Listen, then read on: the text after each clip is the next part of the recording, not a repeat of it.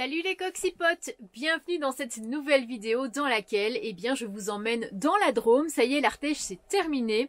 J'ai vraiment adoré, je crois que ça fait vraiment partie de mon top 3 de mes départements préférés. Le département mais la région aussi préférée de mon cœur, vous savez, c'est la Bretagne tout simplement. Mais après, je crois que se disputent l'Ardèche et les Hautes-Alpes. C'est vraiment côte-côte, j'arrive pas trop à me décider, mais j'ai vraiment trop kiffé l'Ardèche et c'est vrai que quand je suis partie dans la Drôme, ça me semblait, on va dire, un petit peu plus fade, mais c'est pas négatif quand je dis ça. Et puis c'est propre à chacun, certains vont peut-être préférer la Drôme que l'Ardèche, chacun ses goûts, mais c'est vrai que j'ai trouvé ça, je sais pas, j'ai été moins waouh. Mais c'était aussi incroyable avec le recul que j'en ai, tous les petits villages que j'ai pu visiter, les randos que j'ai pu faire. La Drôme, je pense que j'y retournerai avec grand plaisir parce que j'ai eu l'occasion de faire certaines choses, mais pas tout. Et en parlant de pas tout, vous allez le voir dans cette vidéo, ce sera un petit peu le thème des chiens. Très souvent, j'ai peur vraiment pour ma sécurité, mais aussi pour celle de Coda. Je vous en parlerai un petit peu plus donc dans la vidéo en elle-même. On va visiter le Poët-Laval, ça je pense que je vous l'ai dit. Et tout à la fin, je vous ferai un petit débrief vite fait explicatif. Voilà, comme d'habitude, on n'oublie pas le petit pouce bleu, le commentaire qui fait super plaisir. Si le cœur vous en dit, écoutez, rejoignez-moi sur Instagram, Annabella Coccinelle, si ce n'est pas encore fait. Et puis je ne sais pas si vous avez vu la petite vidéo de dimanche, le petit urbex, en tout cas les commentaires étaient assez bons. Donc merci pour vos retours, plein de bisous. Le petit bout, c'est ce que je l'ai dit, je ne sais plus. Et puis salut salut. Non mais vraiment il faut le faire. Qui c'est la grosse maligne qui veut jouer au frisbee avec son chien à côté d'un terrain de tennis? Alors depuis le début vraiment je faisais super attention à lancer ça dans le champ là-bas, en lançant ça là-bas, en faisant attention à la voiture bien évidemment, de ne pas casser un rétro ou une fenêtre. Et donc voilà, je faisais hyper gaffe, sauf que l'espace d'un instant, je sais pas ce qui s'est passé, je regardais un truc sur mon téléphone et en fait ma main a directement lancé le frisbee dans le terrain de tennis. Donc en fait j'avais le frisbee de Coda qui était là, vous voyez le frisbee à 15-20 €, mais il était là en plein milieu en train de jaillir, sachant que nous sommes quand même dimanche très tôt le matin. Donc j'ai essayé avec, vous savez le truc qu'on met là dans le haut-vent pour le faire tourner et le faire sortir. J'ai essayé avec ça, ça fait à peu près 1,50 m mais pas suffisant parce qu'il était vraiment trop loin. Et je me suis dit qu'est-ce que je fais? Annabelle la petite timide qui n'ose pas trop faire les choses. Écoutez, j'ai décidé d'aller jusqu'au club parce que j'ai vu une voiture là-bas et il y avait 2 personnes dans la salle en train de s'entraîner. Et je dis oui bonjour, je voudrais savoir si vous aviez les accès pour les terrains de tennis. Et la femme elle m'a regardé, enfin tous les deux ils étaient interloqués genre qui sait, d'autant plus que j'arrive avec mes petites claquettes comme d'habitude, vous me connaissez. Ils étaient là en mode what the fuck et je dis parce que mon chien, je vais lancer le frisbee sans faire exprès. Et d'un coup ils ont eu un grand sourire et tout, hyper gentil, ils ont dit oui on va aller vous ouvrir, vous inquiétez pas. Et donc nous avons pu récupérer le frisbee de Coda. Voilà, pas besoin de racheter un nouveau parce que le malheureux il courait tout autour etc. Il disait mais comment je fais pour le récupérer? Allez, hop là, avec son petit burger. Hein, c'est Sylvie qui t'a offert le burger. Pour l'instant, il continue de perdurer. Il n'a pas encore perdu un morceau, jusqu'à quand on ne sait pas. Mais ça fait déjà depuis peut-être 2 mois. Et le burger est toujours, regardez-moi ça. Ça mérite quand même d'être dit parce que souvent ça dure pas longtemps. Eh bien, le burger dure toujours. Hop. Il a peut-être compris que tant qu'il ne le détruit pas, il peut jouer avec et qu'après, c'est mort, c'est poubelle. S'il détruit vraiment quasiment plus, c'est jouer maintenant. C'est bien, tu deviens un enfant chien bien responsable. Alors les coxipotes, c'était pas du tout prévu ce qui va se passer là, mais je vais quand même vous filmer le Poët-Laval. Déjà juste le nom c'est vraiment hilar. Alors j'ai quitté l'Ardèche, j'ai eu ma petite larmounette en partant, voilà, en quittant la région. Ça se fait pas du tout de parler la bouche pleine, je suis vraiment désolée. Je vais terminer ma bouche et je reviens vers vous. Pourquoi j'ai un réveil? Ah non mais ça faut quand même le faire. Il va falloir que je fasse les vaccins de Coda. J'ai mis un réveil il y a 1 mois de ça pour dire appelle le vétérinaire parce que voilà, il va falloir, j'ai peur d'oublier étant donné que c'est jusqu'au 30 octobre je crois que j'avais le temps parce que j'avais vraiment une date butoir où voilà, les vaccins c'était dernier carat à cette date, donc je me suis dit je vais mettre un réveil pour pas oublier. J'ai appelé ce matin et là qu'est-ce que je vois qui apparaît? Mon réveil. J'ai même pas eu besoin du réveil finalement pour appeler. Et donc oui voilà, l'Ardèche c'est terminé, je suis dans la Drôme, donc c'est le département juste à côté, où j'ai commencé à visiter, je dirais peut-être 7-8 villages, mais que je n'ai pas filmé. Alors c'est super joli, mais c'est vrai que après avoir vu l'Ardèche et ses beautés, enfin vraiment, j'ai l'impression que je suis pas ébahie en fait, parce que je vois que c'est comme si c'était le minimum du minimum que je pourrais trouver en Ardèche. C'est en fait, là-bas, il y a tellement tout qui est réuni. Tout ce que j'aime, en fait, est réuni. Les espèces d'énormes falaises comme ça qui triomphent sur les tout petits villages de caractère, les petites maisons à coller, les petits... je sais pas, c'est vraiment quelque chose que je kiffe. Et du coup, passer de si bien à bien, ben... Je me dis ouais c'est beau, mais je suis pas waouh quoi, je sais pas pourquoi, j'arrive pas à être waouh. Donc aujourd'hui direction le Poët-Laval, nous sommes dans la Drôme, et bah, ça a l'air joli, hein, voilà, je l'avais noté, donc j'espère que ça vaudra le coup, je vais vous partager ça, j'essaie toujours de vous choisir des petites pépites, hein, des trucs vraiment qui sortent un petit peu du lot. Écoutez, je me suis trouvé un spot plutôt à l'arrache parce que Park4Night m'avait fait passer, alors ils voulaient me faire passer par un chemin piétonnier, donc quand c'est comme ça, je me dis... écoute, est-ce que je resterai pas là? Puis j'éteins le moteur, puis je reste là. Donc voilà comment ça s'est décidé. C'était super calme, une vue plutôt sympathique. Et donc nous avons à peu près 1 heure jusqu'au Poët-Laval. C'est le village qu'on voit là-bas au loin. Vous le verrez peut-être pas. Là-bas derrière. Je me méfie quand même un petit peu parce que autant en Haute-Loire, je n'ai pas vu de troupeau avec des patous, autant en Ardèche, je n'ai pas vu de troupeau avec des patous, autant depuis que je suis arrivée dans la Drôme, j'en vois quand même énormément plus. J'en ai vu 2 hier, 2 troupeaux avec... le premier c'était à côté d'un petit village, il y avait 5 patous je crois avec, enfin il y avait des patous, des kangals, etc. J'étais bien flippée quoi, heureusement il y avait les barrières, mais des fois on se dit est-ce que ça tient bien, est-ce qu'il n'y a pas un trou, est-ce qu'il n'y a pas un problème, on ne sait jamais. Et puis la deuxième fois c'était ici un petit peu plus loin. Regardez comme c'est beau quand même avec les nuages qui enveloppent les collines. Par contre, un truc qui est extrêmement désagréable et qui m'arrive, alors j'ai compté en moyenne 3 fois par jour, ce qui est énorme, eh bien c'est de croiser des chiens en liberté. Voilà, tout simplement. Soit c'est des chiens dans des propriétés et où ils ferment pas les barrières, enfin ils s'en fichent un petit peu, donc les chiens sortent des propriétés et se met à aller voir Koda, et souvent c'est pas pour être sympathique avec lui puisque forcément ils défendent leur propriété, ce qui peuvent se comprendre. Donc ça c'est arrivé 2 fois hier, à 2 reprises, une fois devant une maison, 2 fois devant une maison, une fois en centre-ville et une fois en campagne. Donc ça c'est les 2 fois où j'ai pas vu les proprios. Sinon c'est arrivé juste après, je passe devant une maison, il y avait un chien avec un portail qui n'était pas fermé, il y avait la proprio qui était là, mais le chien s'est barré, la proprio revient, forcément le chien ne revient pas. Voilà, bon ça s'est encore bien passé, mais je me dis si un jour ça se passe vraiment mal et qu'on tombe sur un chien vraiment très agressif et désagréable, qui c'est qui va payer les pots cassés? C'est encore moi quoi, alors que Koda il est en laisse, il est avec moi, il est à 5 mètres de moi avec sa longe, un peu plus court quand je suis en ville, et comme je vous dis en moyenne c'est 2 à 3 fois par jour, voilà. Le plus que ça arrivait je crois que c'était 5 ou 6 fois, donc c'est vraiment pour vous dire que quand je marche j'ai toujours la peur au ventre. C'est con d'être comme ça, mais j'ai la peur au ventre parce que je me dis à quel moment il va y avoir un chien. Je sais pas si vous vous souvenez quand j'avais pété un câble, là que j'avais choté dans la porte de chez la personne l'année dernière dans les Hautes-Alpes, parce que Koda était attaché. On arrive dans le village et là il y avait un Léonberg, donc c'est vraiment les énormes chiens là, très volumineux, très poilus, très impressionnants. Qui était sur le palier de la porte d'un chalet quoi. Et en fait il y avait personne tout autour et le chien est venu voir Koda, sauf que il l'a attaqué assez violemment quoi. Koda avait des grosses traces au niveau de sa cuisse, et puis après la propriétaire en fait elle était chez elle, la porte fermée, et puis elle est venue récupérer son chien discrètement, puis après elle est repartie chez elle. Et moi ça m'avait mis dans une colère folle. Ah, arrête. C'était un écureuil. J'ai failli crever à l'instant même, là, tirer comme ça. Oui. Pardon, maman, je suis désolée, oui. Mais on tire pas comme ça pour un écureuil, quand même. Surtout sur des sentiers comme ça, on risque sa vie à chaque pas. Bref, je termine mon histoire. La femme, elle est même pas venue voir si son chien avait fait du dégât, voilà, parce que moi j'avais hurlé forcément.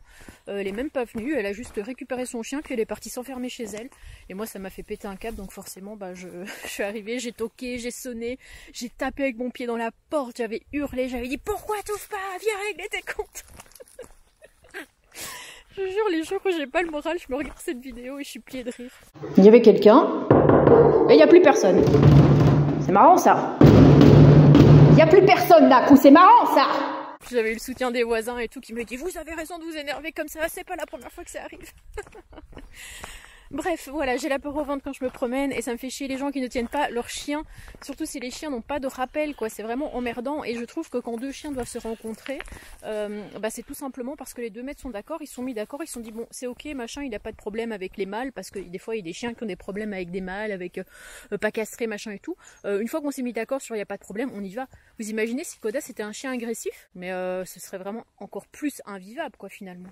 Bref, partons sur quelque chose d'un petit peu plus positif. Nous avons 1 heure jusqu'au Poët-Laval. Par contre, ce qui me plaît pas trop, c'est que là, je suis en train d'entendre des cloches. Donc des cloches de moutons, de chèvres probablement. Et qui dit ça, dit pas tout. Est-ce qu'on va réussir à y arriver? Ouais, je vois les barrières là-bas, les barrières pour les moutons. Moi, ma phobie, c'est vraiment les patous, quoi. Et là, j'ai l'impression qu'il y en a pas tout des partout. Partout des patous. Le troupeau est là, juste derrière. Je vois un patou là-bas. Il nous a pas encore vus. Bon, il a l'air d'avoir une clôture. Il nous a toujours pas vus. Ah, il nous a entendus. Oula, il nous a entendus, ça y est. Oula, barrons-nous. Oula, barrons-nous. Oh putain. Oh, je flippe. En fait, je trouve que pour des chiens qui sont dans le silence comme ça, ils ont pas... Enfin si, ils sont quand même assez développés au niveau de l'odorat et du bruit, mais je me dis, on est passé juste à côté. Genre, je le voyais au loin. Et lui, il ne me voyait pas, il ne m'entendait pas. Pourtant, on marche quand même, on nous entend, mais... Je sais pas, c'est les autres qui ont donné l'alerte. J'ai l'impression que c'est plus les kangals qui donnent l'alerte que les patous en eux-mêmes. Là, le patou, il est en train de renifler la nature. Il s'en fiche un petit peu de ce qui se passait autour. Ah, purée. Je vais y faire un arrêt cardiaque. Et là, j'étais en train de me dire, trop bien, c'est bon, on a passé l'obstacle. Alors déjà, il peut y en avoir d'autres. Mais aussi, il faut revenir, Annabelle, à un moment donné. Il faudra passer devant. Par contre, problème avec la caméra. J'ai l'impression que je n'y arrive plus. Ou alors que j'ai beaucoup de mal à lancer la vidéo et à l'éteindre. On dirait que le bouton ne veut plus rien savoir. Allez, éteins-toi, mon petit, là. Éteins-toi, éteins-toi. Il ne veut pas s'éteindre. Bon, je crois que ça va être mort pour la vidéo. Ouais, je crois que le bouton, il est mort. Oh punaise, c'est pas possible. Oh punaise, j'ai réussi à refilmer. Alors là, je sais pas trop où est-ce que j'en étais dans ce que je filmais. Donc là, je viens d'arriver au niveau du village. Et en fait, ouais, je peux pas vous l'expliquer, je peux pas vous le montrer puisque forcément c'est sur la caméra. Mais en fait, vous voyez, pour que ça appuie bien, il y a le rond, le détecteur, et dessus il y a un autre rond qui est calqué sur le détecteur. Donc quand j'appuie, ça appuie juste au milieu, sauf que là, je crois qu'avec la chaleur, peut-être le fait que ça reste souvent dans ma poche, tout ça avec la colle, ça a décalé légèrement le truc, et donc quand ça a appuyé, ben, ça appuyait plus sur le détecteur, donc c'est pour ça que ça voulait plus s'allumer.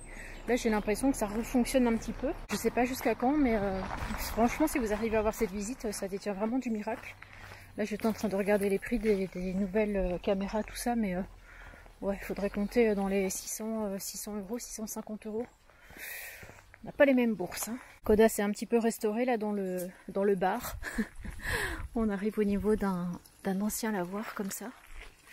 Et donc le village est vraiment sur les hauteurs. C'est un petit village perché. Ça fait super longtemps que j'en entends parler en plus. J'ai une poxypote qui me l'a dit il n'y a pas très longtemps aussi. Elle m'a dit il faut absolument que tu ailles dans ce petit village. Alors regardez, aussitôt dit, aussitôt fait. J'adore les tours comme ça. Vous savez, l'espèce de tour de donjon. C'est vraiment ancien. Puis souvent les gens me disent, mais Annabelle, est-ce que quand tu fais des photos, parce que vous le savez, je fais mes petites photos sur Instagram, et mes petites vidéos, les gens disent, est-ce que tu utilises un logiciel spécifique pour virer les gens de tes photos ou des vidéos? Bah sachez que je ne sais pas du tout faire ça. C'est juste que j'ai toujours beaucoup de chance d'avoir des petits villages complètement vides comme ça lors de mes venues. Des fois il y a beaucoup de monde, bah ça je peux pas faire autrement. Mais c'est vrai que souvent les gens, on va dire que dans les villes, il y a des anciens quartiers médiévaux et puis il y a la nouvelle ville et souvent les gens sont au bar, aux terrasses, tout ça dans la nouvelle ville ou dans les magasins plutôt que dans les villages anciens. Je reprends mon souffle.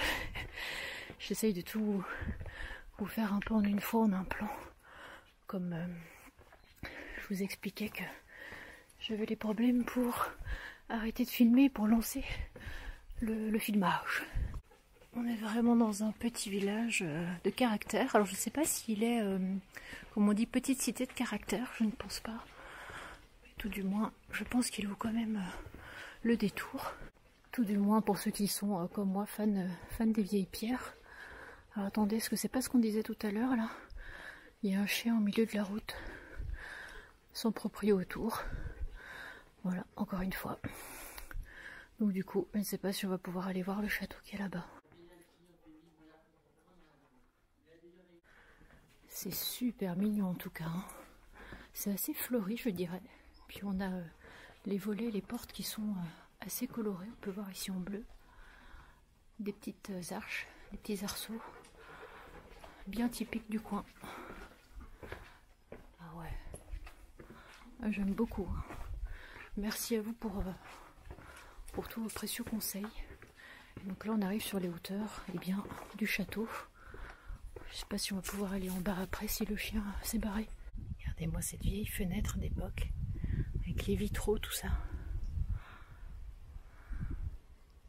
On a aussi une brouette, à mon avis, qui date d'un autre temps, en pièces détachées.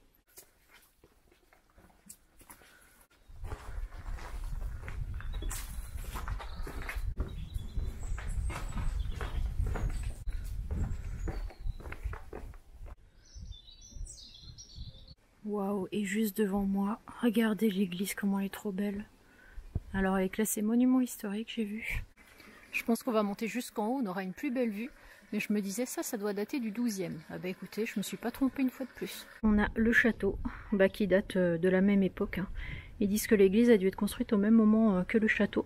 En tout cas, il y a plein de trucs d'époque, des petits lavoirs, des petites fontaines. Tout est resté un petit peu dans son jus.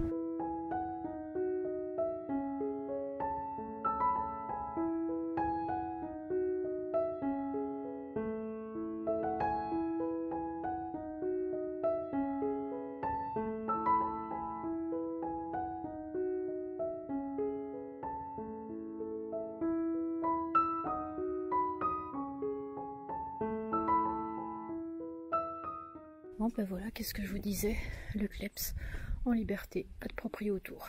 Cela dit, ça nous permet de venir voir la tour ici d'un petit peu plus près, même si c'est vite fait bien fait parce que... Bon bah là on est obligé de repartir dans l'autre sens et forcément le chien est là. Bah écoutez, il n'y a pas le choix, hein. On va passer, tant pis. Hein. Qu'est-ce que vous voulez que je vous dise? On va voir comment ça se passe. Hop, je lui détache un peu la longe.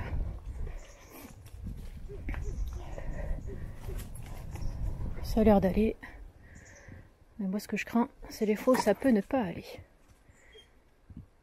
Ça remue la queue. Enfin lui remue la queue, mais regardez, il veut jouer. Mais il fait peur à l'autre. Tu fais peur à l'autre, Koda. Sois plus doux. Cela dit, il lui a fait peur, donc il ou elle rentre chez lui. Quoique le chien a quand même un collier GPS. C'est déjà quelque chose, mais ce serait encore mieux d'y prêter attention. N'empêche quand même que les chiens ont aboyé dans la rue, donc ça a quand même pas mal résonné. Mais la porte de la maison du propriétaire du chien est restée fermée. Genre ça n'a alerté personne.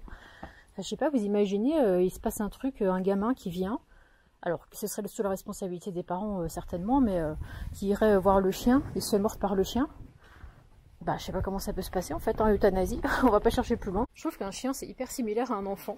Alors n'attrapez pas ma veste, mais je me comprends quand je dis ça. Je veux dire, il faut vraiment que ce soit toujours sous surveillance quoi, parce qu'on sait jamais ce qui peut arriver quoi. Ils ont pas encore, ils ont pas encore. Alors pour les enfants ils ont pas encore leur conscience parce qu'ils sont encore enfants, mais pour les chiens ils ont pas vraiment leur conscience de savoir est-ce que ça c'est dangereux, est-ce que ça pas, etc. Il faut qu'il soit, voilà, qu'il y ait le maître à côté quoi, comme il faut qu'il y ait le parent à côté. Voilà, bah écoutez, 1 sur 3.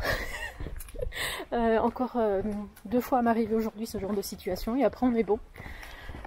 Je vis mon quotidien, on n'est pas stressé, tout va bien.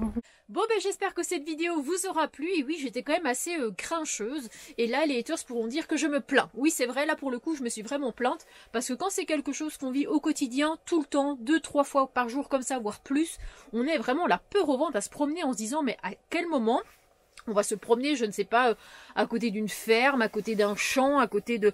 même en ville. En fait, ça m'est arrivé dans plein de circonstances différentes, donc j'ai pas un truc en particulier à vous dire. Mais c'est vrai que par exemple, le jour où j'ai filmé, ça m'est arrivé de nouveau à 3 reprises, avec des portails ouverts et les chiens qui partent comme ça. Et bah moi, qu'est-ce que je peux faire face à ça? Bah je détends la laisse et je laisse Koda aller voir le chien. Alors, il y a bien des fois où le chien est hostile avec Koda, où il va essayer de le mordre, où ça va vraiment partir en vrille. Et je me dis comment on fait le jour où c'est beaucoup plus virulent, où le chien croque de manière vraiment agressive, que je dois emmener Koda au vétérinaire, bah forcément les frais sont pour moi, qui est le coupable, bah forcément ce sera l'autre en face. Mais dans le cas contraire, on peut aussi se dire, et si c'était Koda qui, pour vouloir se défendre, parce que l'autre chien voulait lui être hostile ou peu importe quoi, que Koda attaquait l'autre chien, qui serait le coupable? Bah ce serait Koda, alors que Koda il était attaché, il était peut-être à mon pied, et l'autre chien, bah, il n'y avait pas de proprio, il n'y avait personne tout autour. Donc voilà, c'est une situation dont je voulais vraiment vous parler, parce que c'est tout le temps, c'est hyper récurrent, et voilà, j'en ai marre. Est-ce que vous aussi, ça vous arrive, ce genre de situation? Je suis vraiment pas contre que Koda rencontre d'autres chiens, parce que ça arrive vraiment tous les jours, mais quand le propriétaire est en face, quand, je vous le dis, tous les deux, on se met d'accord, est-ce qu'ils peuvent se rencontrer? Oui, hop, machin. Mais quand ça arrive et qu'il n'y a pas de propriétaire tout autour, mon sang ne fait qu'un tour. Voilà, bon bah je vous fais plein de gros bisous et puis je vous retrouve dans la prochaine vidéo. Salut salut les coxipotes, portez-vous bien.